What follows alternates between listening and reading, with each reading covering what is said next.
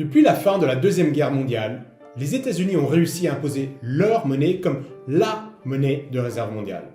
D'abord par les accords de Bretton Woods, puis avec la naissance du pétrodollar en 1973, qui oblige la plupart des pays du monde à disposer de dollars s'ils veulent acheter du pétrole et par extension de nombreuses matières premières. Résultat, le dollar est la monnaie de référence mondiale et les US disposent du privilège exorbitant, comme le disait Valéry Giscard d'Estaing, de pouvoir imprimer leur monnaie quasiment à volonté tout en faisant recycler leurs dollars à l'étranger dans leurs propres bons du trésor. Nous finançons donc la dette faramineuse de 30 000 milliards de dollars des Américains qui vivent ainsi à crédit sur le dos du reste du monde.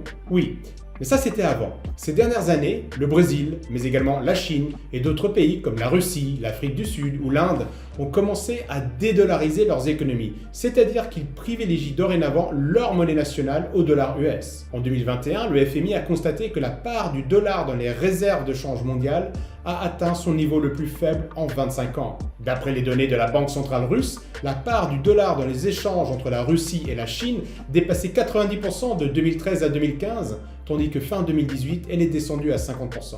Les pays qui ne veulent pas vivre sous l'hégémonie américaine ont compris qu'il fallait se débarrasser du tout-puissant dollar s'ils voulaient recouvrer leur souveraineté monétaire et donc politique. Ce mouvement de dédollarisation ébranle les institutions mises en place par les US et leurs alliés après la Deuxième Guerre mondiale, comme la Banque mondiale, le FMI ou le système de paiement SWIFT.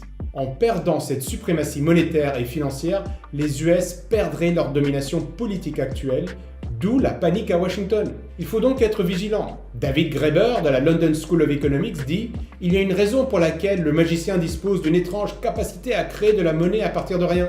Derrière lui se tient un homme avec un fusil. » La seule question que nous devons nous poser est donc de savoir si les USA accepteront l'émergence d'un monde multipolaire et le choix libre des nations souveraines de ne plus utiliser le dollar, ou alors est-ce qu'elle fera ce qu'elle a toujours fait pour imposer son point de vue.